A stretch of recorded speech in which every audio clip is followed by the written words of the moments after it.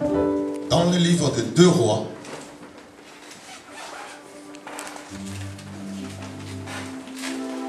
Deux Rois 5,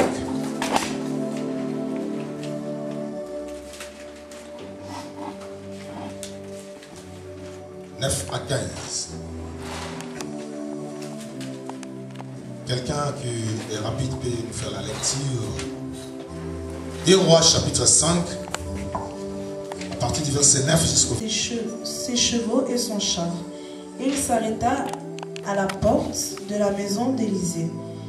Élisée lui fit dire par un messager, « Va, lave-toi 7 fois dans le Jourdain, ta chair redeviendra saine et tu seras pur. » Naaman fut irrité et il s'en alla en disant, « Voici, je me disais, il sortira vers moi, il se présentera lui-même, il invoquera le nom de l'Éternel, son Dieu, il agitera sa main sur la place et guérira le lépreux. » Les fleuves de Damas, l'Abana et le Parpar ne valent-ils pas mieux que toutes les eaux d'Israël? Ne pourrais-je pas y laver et devenir pur? Et s'ils s'en retournaient et partaient avec fureur? Mais ses serviteurs s'approchèrent pour lui parler, et ils dirent, « Mon père, si le prophète t'eût demandé quelque chose de difficile, ne l'aurais-tu pas fait? Combien plus dois-tu faire ce qu'il t'a dit? Lave-toi et tu seras pur. » Il descendit alors et se plongea 7 fois dans le Jourdain, selon la parole de l'homme de Dieu, et sa chair redevint comme la chair d'un jeune enfant, et il fut pur. Naaman retourna vers l'homme de Dieu avec toute sa suite. Lorsqu'il fut arrivé, il se présenta devant lui et dit, « Voici, je reconnais qu'il n'y a point de Dieu sur toute la terre, si ce n'est en Israël. Et maintenant, accepte, je te prie, un présent de la part de ton serviteur. » Élisée répondit, « L'Éternel ton... » Jusqu'à là, c'est bon. Amen. Amen. Gloire à Dieu. Le verset 15 nous dit quelque chose de très important. La Bible nous dit, au verset 15, Naaman retourna vers l'homme de Dieu avec toute sa suite. Lorsqu'il fut arrivé, il se présenta devant lui et dit, « Voici, je reconnais qu'il n'y a point de Dieu sur toute la terre, si ce n'est en Israël. » En d'autres termes, Naaman voulait dire que je reconnais qu'il y a un seul Dieu sur toute la terre. C'est Dieu, c'est le Dieu d'Israël. Naaman a reconnu le Dieu d'Israël. Naaman a reconnu le Dieu que servait Élisée. Naaman a reconnu que ce Dieu-là, c'est celui qui est El Shaddai, le Dieu tout-puissant. Il a reconnu que ce Dieu-là, c'est lui, Jéhovah Rapha, celui qui guérit de toutes maladies. Il l'a reconnu. Alléluia. Il a reconnu qu'il n'y a pas un autre Yah que lui. Car celui est le seul qui m'a guéri de ma maladie, qui personne ne pouvait me guérir en Syrie, si ce n'est qu'en Israël, à travers ce Dieu tout-puissant qui est le Dieu d'Israël, qui a commencé son alliance avec Abraham, qu'il a descendu avec, n'est-ce pas, Isaac et avec Jacob. C'est le véritable Dieu et c'est le Dieu qui guérit, c'est le Dieu qui m'a guéri. Alléluia. Amen. Naaman a reconnu ces choses.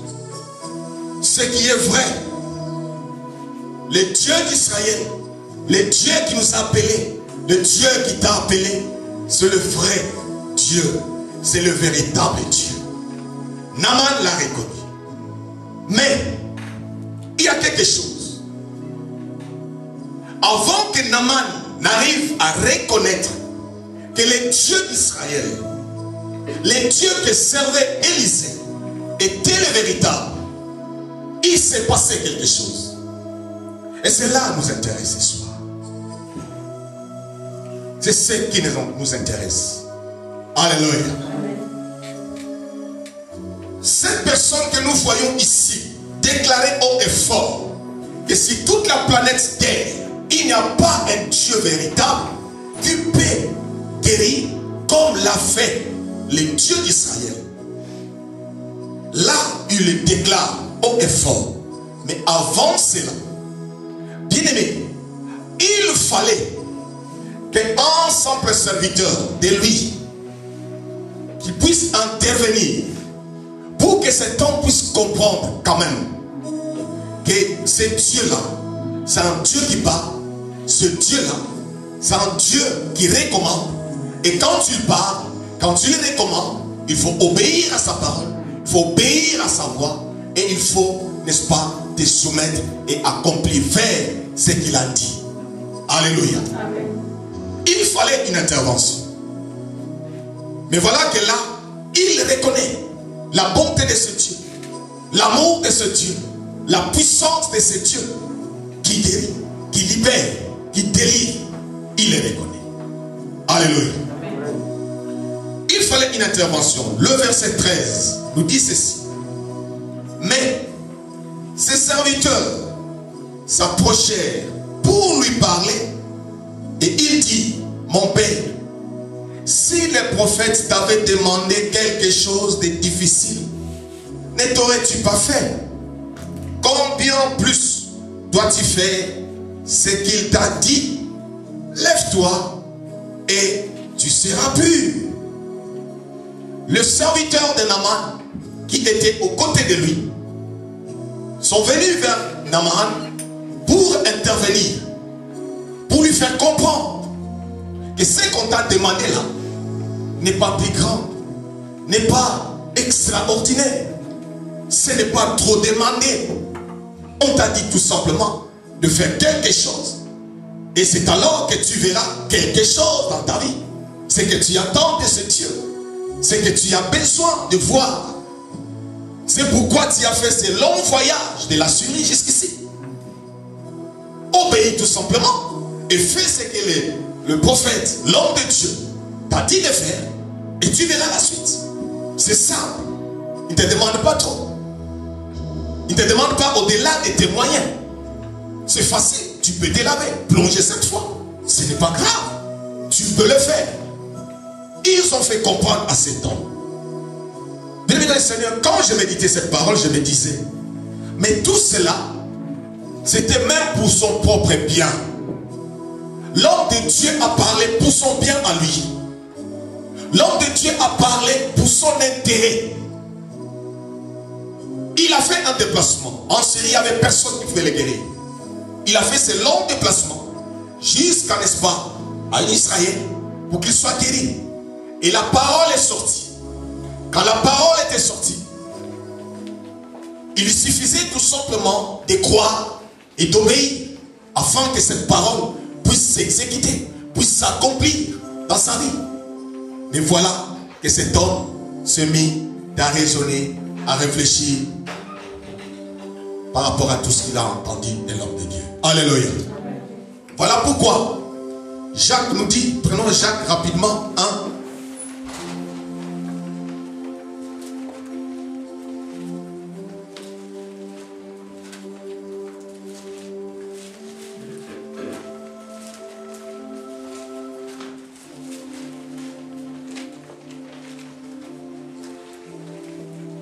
Jacques 1, on prend que les versets 22. Jacques 1, 22, la Bible dit ceci. Mettez en pratique la parole et ne vous bornez pas à l'écouter en vous trompant vous-même par de faux raisonnements. Mettez en pratique la parole. Cette parole que tu entends, la parole de Dieu, les recommandations divines, mettez-le en pratique. Et ne vous bornez pas tout simplement à écouter et en vous trompant. Comment? Par de faux raisonnements. La parole de Dieu ne se raisonne pas. La parole de Dieu, c'est ainsi dit l'Éternel. La parole de Dieu, on met foi et on exécute. Amen. Et Dieu agit. Mais voilà que cet homme Naaman a commencé, n'est-ce pas, à réfléchir, à raisonner sur la parole qu'il a entendue. La parole de Dieu au travers de son serviteur. Et c'était que de faux raisonnements. C'est ce que la Bible nous dit dans le livre de Jacques. Ne vous bornez pas à écouter Et en vous trompant par des faux raisonnements, il a commencé à raisonner. Il a commencé à raisonner. Mais c'est quoi ça encore cette affaire? Moi je suis venu de loin. Je me suis déplacé jusqu'ici. Cet homme de Dieu, ce prophète de l'Éternel, il ne s'est même pas déplacé de là où il était pour venir m'accueillir et me dire à moi, voilà ce que tu dois faire. Là, peut-être j'allais le faire. Il a commencé à raisonner. Pourquoi? Par rapport à lui. Il était quelqu'un. Et voilà, bien placé. Il était quelqu'un. Il a commencé à raisonner. Alléluia. Et l'homme de Dieu n'était pas sorti pour le voir. Il a tout simplement envoyé la parole qu'il a reçue de la part du Seigneur. Allez dire à cet homme d'aller se jeter cette fois dans les Jourdains. Un point et entrer. Alléluia. Amen. Cet homme Naaman a oublié quelque chose. Il a oublié qu'avec Dieu on ne négocie pas. Non, Dieu on ne négocie pas. Dieu on obéit. Dieu on ne raisonne pas. Voilà pourquoi plus loin Paul va dire, si la croix est une folie, cet évangile de la croix c'est une folie, elle l'est pour ceux qui périssent. C'est la folie. Tu vas raisonner comment un grand homme en Syrie comme moi, je dois aller, n'est-ce pas, en Jourdain, dans ces fleuves, me jeter à cette reprise, me jeter comme un petit enfant, comme un vaurien. Il a commencé à raisonner. C'était de la folie pour lui. Mais Paul nous dit que si cela c'est la folie, cela est pour ceux qui périssent, ou ceux qui sont dans la perdition. Pour eux, la foi, c'est la folie. Or, la parole de Dieu, et avec Dieu, on ne marche que par la foi. Une ferme assurance des choses qu'on espère, et une démonstration de celles qu'on ne voit pas. Tu vas démontrer des choses que tu ne vois pas, et tu crois à celles que tu ne vois pas. Tu dois croire. Alléluia. Tu vas démontrer aussi ta foi, que tu as cru, et réellement. C'était de la folie. Il a commencé à raisonner. Il a commencé à réfléchir. Je me demandais, Seigneur, pourquoi ce message? Qu'est-ce que tu veux nous enseigner ce soir? Je ne comprenais pas. Vous savez, Dieu nous connaît. Dieu nous connaît. Il n'y a rien qui lui échappe.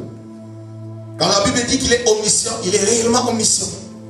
Il sait ce qui va se passer aujourd'hui.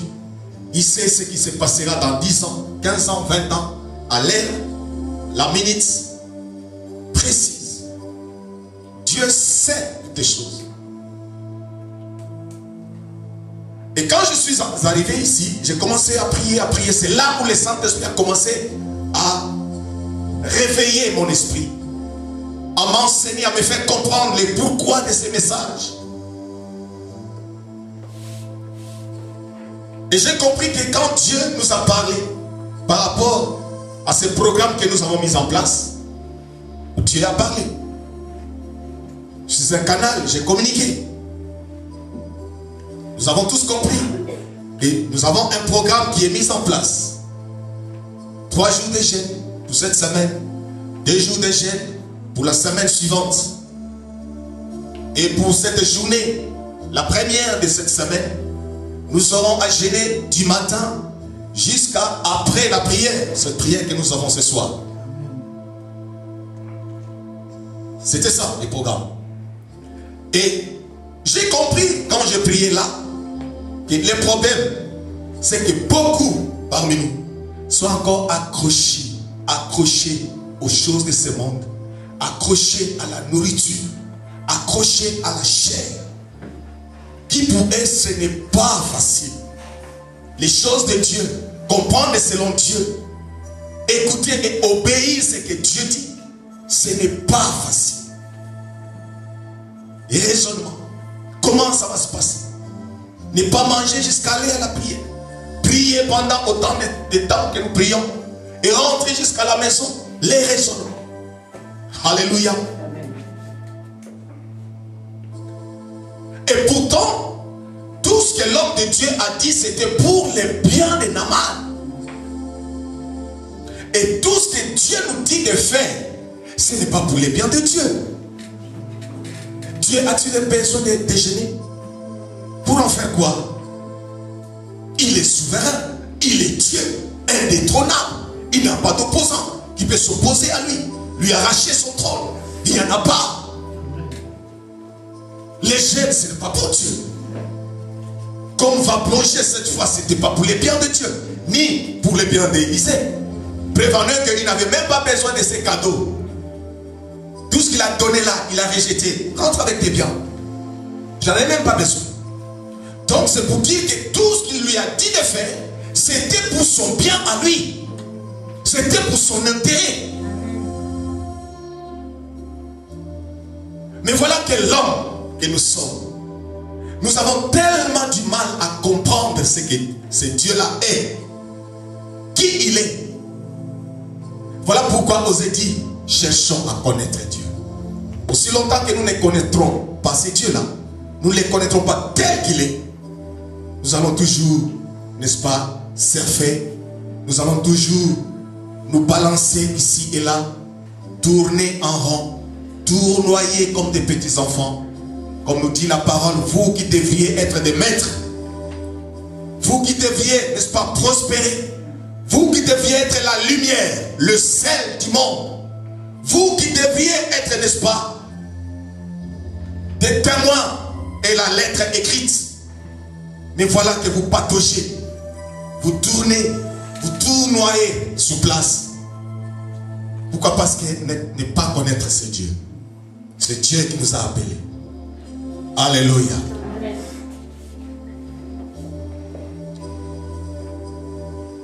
Voilà Naaman pour son bien. Il va s'élever. C'est quoi cette affaire?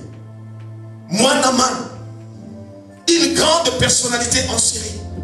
Pour venir en Israël, il fallait que les rois de la Syrie puissent écrire au roi d'Israël. Et c'est pour dire que ce n'était pas n'importe qui. C'était une grande personnalité. Alors il se voyait comme tel. Que Élisée aussi, n'est-ce pas, devait reconnaître son autorité à lui, son rang social, ce qu'il est, n'est-ce pas, dans son pays. Il fallait qu'il les reconnaisse et qu'il vienne à lui. Il a raisonné dans toutes ces choses-là. Les calculs n'étaient pas bons. Bien aimé, quand on raisonne avec les choses de Dieu, bien aimé dans le Seigneur, les calculs jamais ne sera bon. Alléluia. Amen. Jamais ne sera bon. C'est pourquoi la Bible dit, vos pensées ne sont pas mes pensées, vos voix ne sont pas mes voix. Amen. Les deux sont radicalement opposés. C'est parallèle. Pour que ça se rencontre, il faut que nous puissions nous déplacer de notre rang, là où nous sommes, de là où nous sommes, pour aller vers lui. C'est à nous et à nous seulement, nous, qui devons aller vers lui et connaître qui il est pour marcher avec lui. Il ne viendra jamais vers nous, accomplir nos besoins à nous, nos volontés à nous, jamais. La chair n'accomplit jamais la volonté de Dieu. La chair et l'esprit sont tous les jours opposés. Alléluia. Amen. Il s'est regardé. Et pourtant c'était son bien. Regardons maintenant. Vous allez demander à celui-ci, à celui-là, ou celle-là. Vous allez entendre ce qu'il va dire. Ah, c'était difficile pour moi. Ah, moi c'est parce que c'est puisque. Ah, c'est puisque c'est parce que. C'est comme si en venant ici, quand tu gênes, Dieu va tirer de toi quelque chose, je ne sais quoi. Non. Il reste Dieu.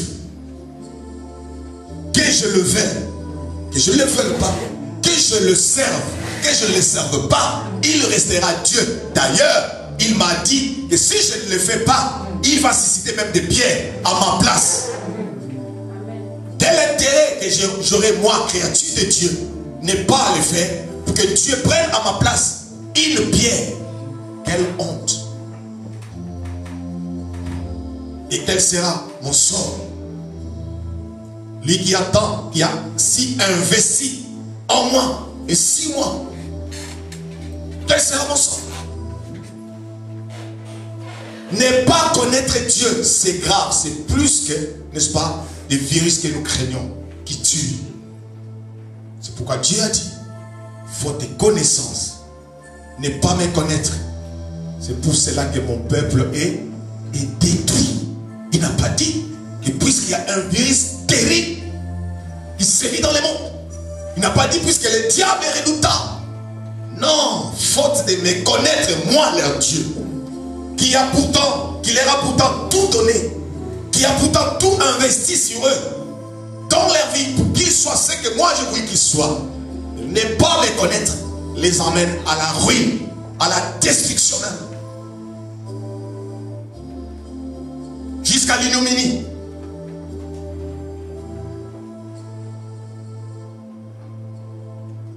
Alléluia. Naaman, la résistance. Est-ce qu'il va comparer Jourdain avec Parpar, le fleuve Parpar, l'autre fleuve là, le fleuve de la Syrie. Mais est-ce que ce fleuve là ne vale pas? Ne vale pas. Alléluia. Ou ne vaut pas mieux que ce Jourdain? Bien-aimé dans le Seigneur, la parole de Dieu n'est pas... On ne peut pas comparer la parole de Dieu. On ne peut pas comparer l'ainsi dit l'Éternel. Si Dieu dit c'est ici, ça sera ici. Si Dieu dit c'est là-bas, ça sera là-bas. Tu ne peux pas te dire que je trouve mieux là-bas plutôt qu'ici. Ici plutôt que là-bas. Puisque toi tu as vu selon toi. Tu as comparé selon toi de pensée, envie, je ne sais quoi. Non, si Dieu dit, ce que Dieu dit, c'est ce qui sera accompli. La Bible déclare, ce qu'il dit ne l'accomplira-t-il pas? C'est que sa bouche déclare, sa main l'accomplit. Il accompagne sa parole. Il veille sur sa parole. Parce que ce n'est pas la parole des noms. Voilà pourquoi Élisée n'a pas bougé même d'un iota. Il était resté serein dans sa maison. Sinon dans le temple de Dieu, là où il était, il exerçait. Il était resté là. Il n'a même pas bougé. Allez dire à cet homme qui vient d'assurer. Dites-le, voilà ce qu'il va faire. C'est fini. Et il est resté. Il ne s'était même pas soucié de son rang social. Qui il est venu, qui il est plutôt, comment il est venu. Pourtant il était accompagné de chars, de chevaux. Il avait, n'est-ce pas, une forte délégation impressionnante. Mais cela n'a pas impressionné l'homme de Dieu. Il est resté chez lui sans aller lui dire, tout simplement. C'est à toi, Bundanamou. Si tu crois, tu es béni. Si tu ne crois pas, c'est ton problème. C'est fini, il a dit. Il est resté là. Et voilà que le combat maintenant a commencé dans sa vie. Il a commencé à se combattre lui, en contre lui-même. Dieu n'est pas là, il a dit. Voilà pourquoi il dit dans l'Apocalypse, je me tiens à la porte et je frappe. C'est à toi. Il t'a donné le pouvoir, l'autorité, il t'a donné. Il t'a donné la volonté propre, plutôt c'est toi. C'est à toi d'ouvrir, si tu veux, de fermer, quand tu veux aussi. Dieu ne vient pas cambrioler une porte. Dieu t'a laissé ce pouvoir, la volonté propre à toi. C'est à toi d'ouvrir. Élie a dit, c'était à Naaman d'obéir ou non. Bundanango, c'est ton problème. Dieu ne viendra pas faire quoi que ce soit. Donc s'il avait résisté, que non, non, non, je résiste, ça là, je ne comprends pas, je m'en vais. Il allait partir avec sa lèpre. Alléluia. Et Dieu n'allait pas intervenir, monsieur, s'il vous plaît, vraiment, qu'est-ce que tu sais? Il allait partir avec sa lèpre, sa maladie, avec sa honte, son ignominie, jusque chez lui. Puisque c'est Dieu. Dieu est dans ses principes. Alléluia. Dieu est dans ses principes. Il marche dans ses principes. Il a dit. Qu'est-ce que la Bible nous dit? Job.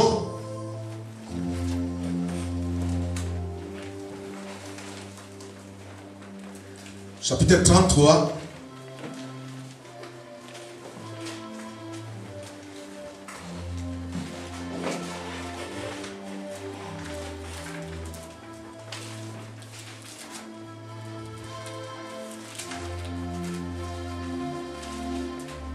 Oh Seigneur, aide-nous. 33 verset 14.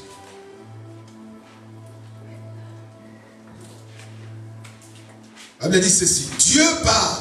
Cependant, tantôt d'une manière, tantôt d'une autre. Et l'on n'y prend point garde. Dieu parle. D'une manière ou d'une autre, Dieu parle. Mais le problème, c'est le Fils de l'homme. C'est l'homme, c'est nous, c'est moi, toi. On n'y prend point garde, nous dit la parole de Dieu. C'est ça le problème. Dieu a parlé. La Bible dit que c'est d'une manière ou d'une autre. Ces jours-là, après, n'est-ce pas, le baptême de son fils, il a plu à Dieu que les cieux s'ouvrent, qu'une voix puisse s'entendre du ciel. Il a voulu que ces jours-là soient ainsi. Mais il ne parle pas toujours comme tel. Alléluia. Amen. Ce n'est pas toujours qu'il parle de la même manière. C'est pourquoi Job, quand il a reçu cette révélation, il a dit oui, Dieu il parle. Mais d'une manière ou d'une autre. Mais le problème c'est moi, Job. Aujourd'hui le problème c'est toi. Tu mets ton nom. C'est moi. C'est nous le problème. Alléluia. Amen. Mais Dieu, il parle. Et ce jour-là, le problème c'était Naaman.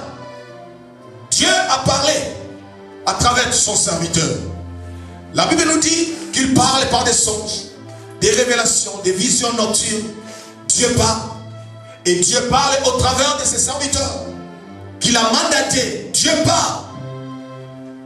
Le problème est que le Fils de l'homme n'est pas sensible, n'est pas à l'écoute de la parole de Dieu, ni obéissant à la parole de Dieu. Le problème c'est là où il se trouve. L'homme. Alléluia. Car Dieu a tant aimé le monde. Il aime le monde. Il aime tout le monde. C'est lui qui dit venez à moi vous tous qui êtes fatigués et chargés. Tous sans exception. Israélites comme Assyriens. Venez à moi vous tous. Je vous donnerai du repos. Il est venu, il n'était pas israélien. Mais il est venu vers le Dieu d'Israël pour avoir les repos. Et le Dieu d'Israël lui a accordé les repos qu'il avait besoin. Alléluia. Mais le problème c'est le Fils de l'homme. Il allait tout capoter. Il allait tout louper. Il allait passer à côté de sa grâce. À côté. À cause de lui, homme. Aujourd'hui c'est à cause de nous qui sommes hommes. Comme Naaman. Nous ne sommes pas mieux que Naaman. Il n'était pas pire que nous. Nous sommes tous pareils. Nous agissons tous de la même manière. Peut-être d'une manière ou d'une autre. Alléluia.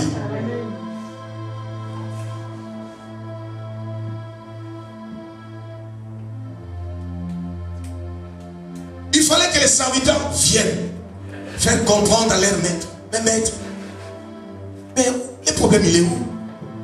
Tu gênes seulement pour une journée. Et Dieu te bénit le soir. Mais le problème il est où ma soeur? Le problème il est où mon frère? Est-ce que tu vas gêner pour l'évangéliste? Pour l'apôtre? Est-ce que tu vas gêner, je ne sais pas. Mais c'est pour toi. Le premier qui sera béni, c'est toi. Alléluia. Amen. Mais le problème il est où? Toi fais seulement. Et le reste ne te concerne plus. Tu vas voir ce qui va venir avec après. Alléluia. Naaman. Vous savez, quand Dieu parle, il faut être sensible. Il faut être sensible. Ésaïe dit, il ne criera pas, mon serviteur. Il ne lèvera point la voix dans les rues. Crier, crier, non. Il parle doucement. Il dit, c'est tout. Il parle. Ésaïe 42. Premier et deuxième verset. Mon serviteur ne criera point. Voilà pourquoi Élisée, là où il était, il n'a pas crié. Mais qu'est-ce qu'il fait? Mais pourquoi il ne veut pas faire? Il n'a pas crié. Il n'a pas poussé. Il n'a pas cherché à savoir, mais pourquoi il ne veut pas? Pourquoi, mais monsieur, s'il te plaît? Il n'a pas crié. Il est resté là.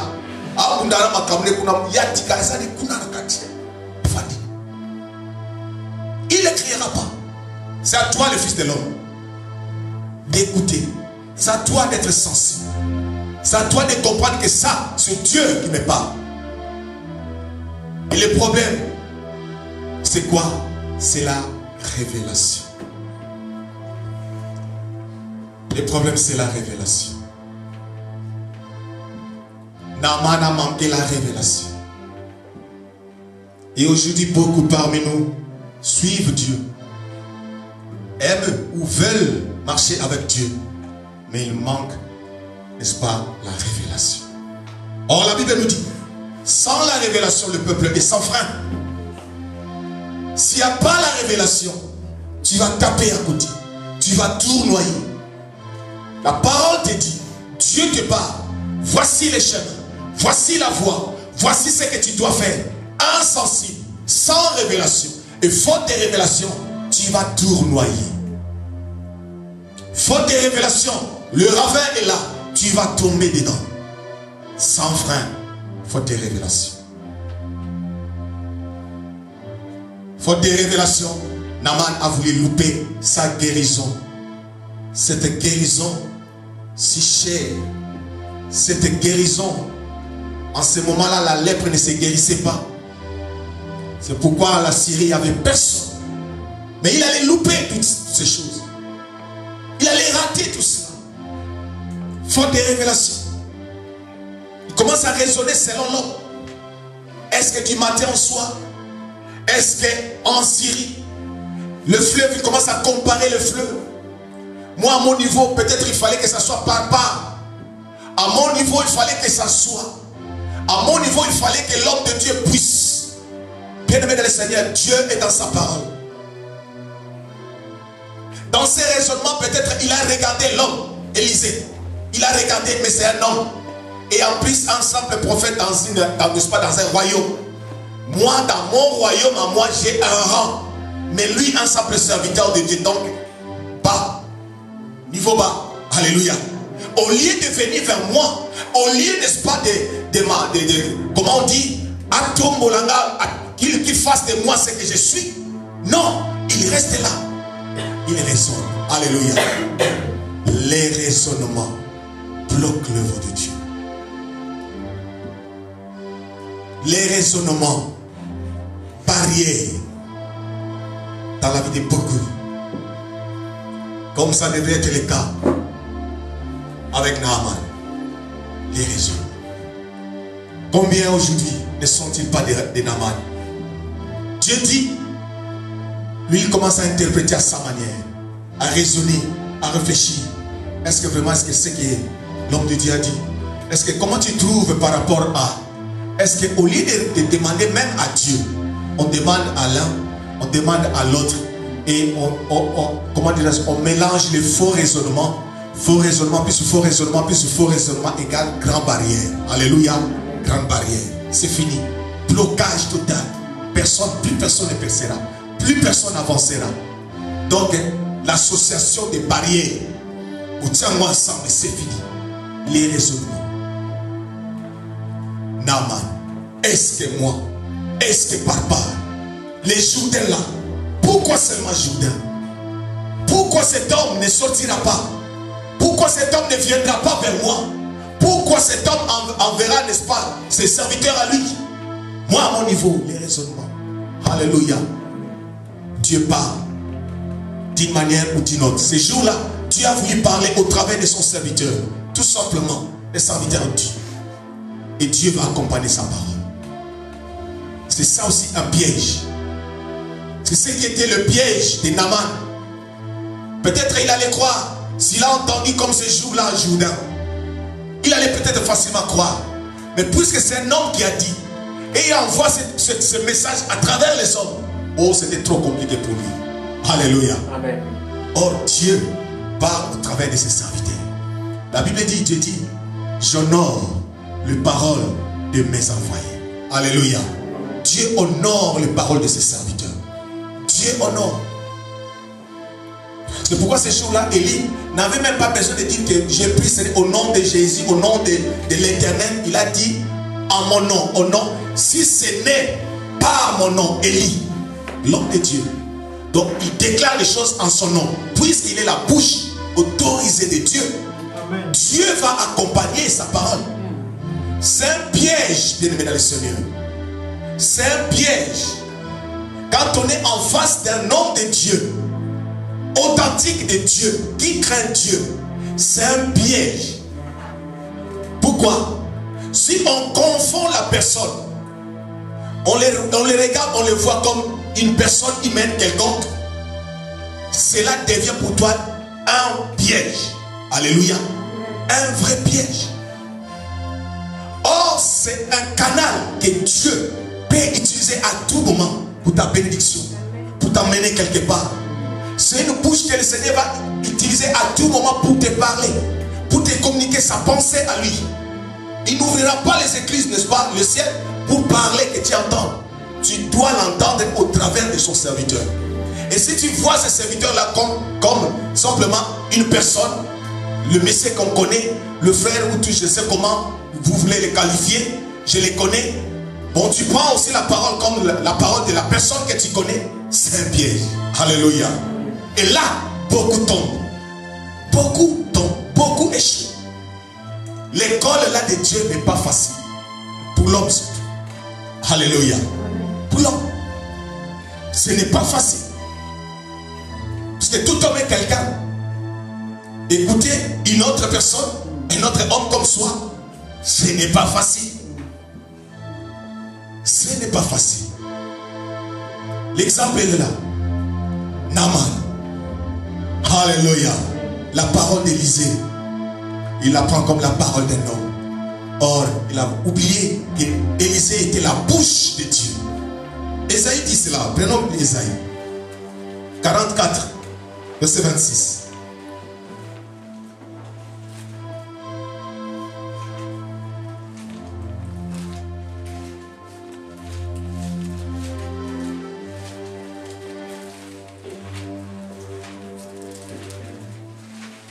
Ésaïe chapitre 44, verset 26, la Bible dit: je confirme la parole de mon serviteur et j'accomplis ce que prédisent mes envoyés, dit le Seigneur. Je confirme. Ça veut dire que ce n'est pas Dieu qui a dit, mais c'est son serviteur qui a dit, et Dieu confirme. Et Dieu accompagne cette parole. Vous avez compris? Alléluia. L'homme de Dieu déclare une parole. Puisqu'il est la bouche de Dieu, puisqu'il craint Dieu, puisqu'il a une alliance avec Dieu, Dieu dit: je confirme la parole de mon serviteur. Alléluia. C'est pourquoi ces jours-là, ne vous étonnez pas quand Élie va dire que c'est à mon nom. Si ce n'est pas mon nom. Alléluia. Il connaissait son alliance avec son Dieu. Il connaissait sa relation, qui il était avec Dieu. Et Dieu ne pouvait qu'accomplir sa parole, n'est-ce pas? Confirmer la parole qu'il a déclarée. Alléluia. Et Dieu qui est fidèle, il a accompli ce que son serviteur Élie, n'est-ce pas, a déclaré. De la même manière plutôt, son serviteur Élisée, quand il a déclaré ces choses, ce n'était pas que j'ai vu par la vision, où Dieu m'a dit. Il a dit tout simplement, il a déclaré des paroles. Va dire, allez dire à cet homme. Il a déclaré des paroles. Et Dieu accompagne sa parole. Alléluia. C'est pourquoi dans 2 Chroniques, chapitre 20, verset 20,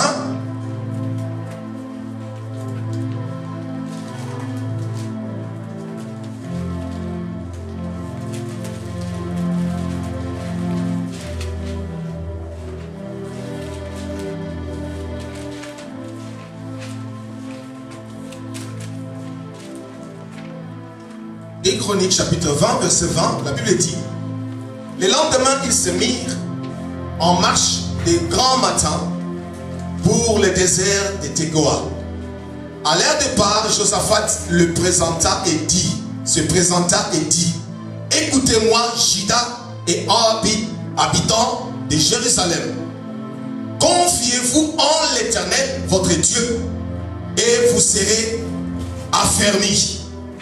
Confiez-vous en ses prophètes et vous réussirez. Alléluia. Il leur a dit des choses. La première des choses, confiez-vous en l'Éternel votre Dieu, en qui vous avez cru, et vous serez affermis. Votre foi, c'est lui qui va l'affermir. C'est pourquoi la Bible dit, ayez les yeux fixés sur la croix, n'est-ce pas, qui suscite la foi et qui l'amène à la perfection. L'affermissement, c'est Jésus, c'est Dieu qui affermit nos foi. Mais pour la réussite, il va dire, confiez-vous en ses serviteurs. Et c'est alors que vous réussirez. La réussite, Dieu passe toujours par un homme pour bénir un homme. Dieu passe toujours par Samuel pour bénir David. Bien qu'il soit prédestiné grand roi, mais pour arriver, n'est-ce pas, dans sa destinée, il fallait qu'un certain, n'est-ce pas, Samuel puisse passer par là, le bénir, l'élever, le tirer de la forêt et de l'amener dans sa maison, et de sa maison jusqu'au trône. Il fallait que Samuel, un Samuel soit là. Alléluia. Amen. Dieu passe toujours par un homme. Ce jour-là, Dieu voulait passer par Élisée pour bénir, guérir cet homme Naaman. Il a vu son cœur, ce qu'il désirait. Alors il fallait qu'il passe par Élisée. Alléluia.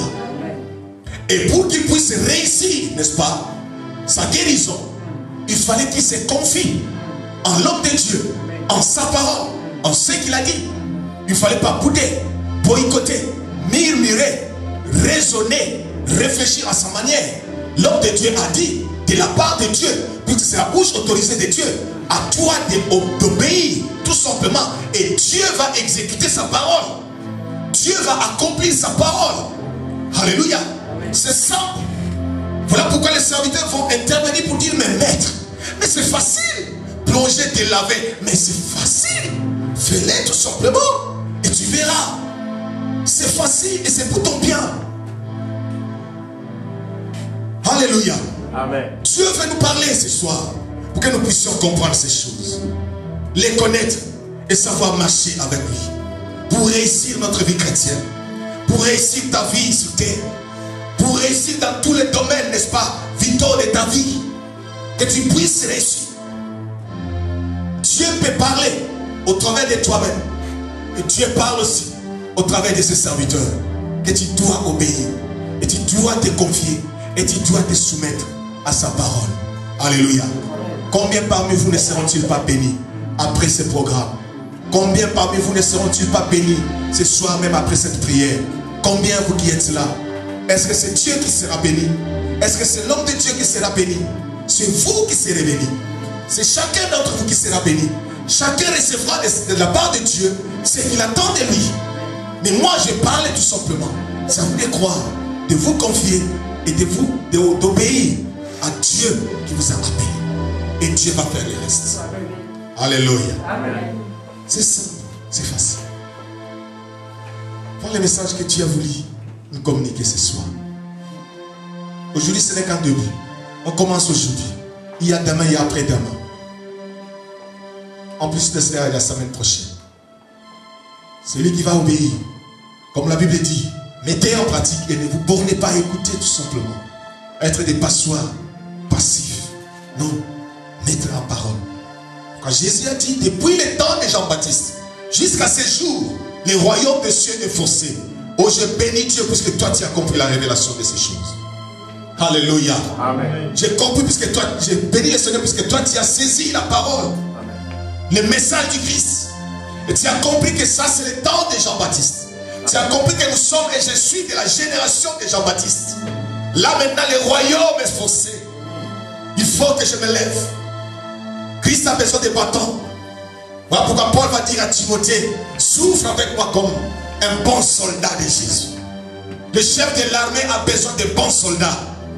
Oh, dans l'armée du Christ, il n'y a pas de soldats, il n'y a que des soldats. Alléluia. Il a besoin de bons soldats qui vont se lever, se soumettre à lui.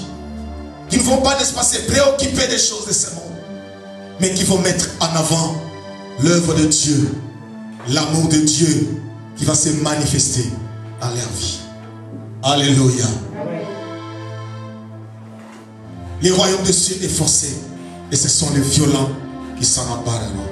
Je crois que tu es l'un de ceux-là dont parlait Jésus. Les violents s'empareront du royaume. Et puisque tu en es, cela est ainsi, tu ne sortiras pas d'ici ce soir et tu ne sortiras pas de tout ce programme de la manière dont tu es rentré. Alléluia. Amen. Tu es rentré KO, tu sortiras béni, tu sortiras grand, propulsé, rempli de la grâce, rempli de feu, rempli de force, à cause de l'obéissance. C'est pourquoi Samuel va dire que l'obéissance vaut mieux que les sacrifices. Quand on obéit à Dieu, Dieu accompagne sa parole. Alléluia. Que la gloire revienne au Seigneur. Nous avons compris.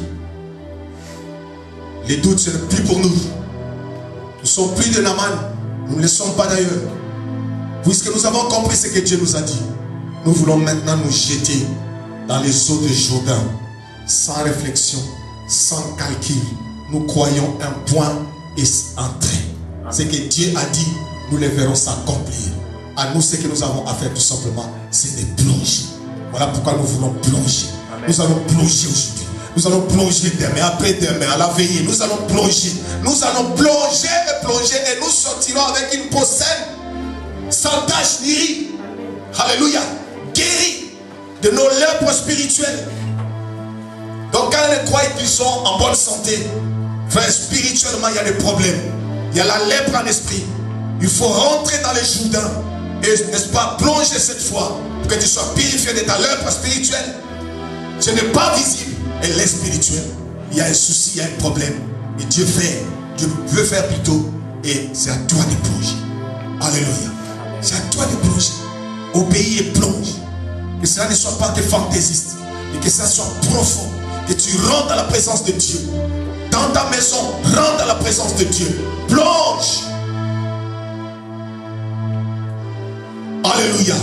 Et Dieu va se glorifier. Puisqu'il est Dieu, comme il s'est glorifié. Et tu reconnaîtras, comme Naaman, qu'il y a un seul Dieu sur la terre. Et ce Dieu-là, gloire à lui, puisque c'est lui en qui je crois. C'est lui mon Dieu. Il est Jéhovah Rapha. Il est Jéhovah Nissi. Ma bannière, ma forteresse. Le Dieu de mon salut. Le Dieu qui m'accorde. Le Dieu qui me bénit. Le Dieu qui a fait de moi que je sois son serviteur. C'est ce Dieu-là que tu reconnaîtras. Après être plongé dans l'eau, puisque ce Dieu-là est fidèle, il va glorifier son nom. Lèvons-nous, nous allons remercier Dieu. Nous allons plonger maintenant.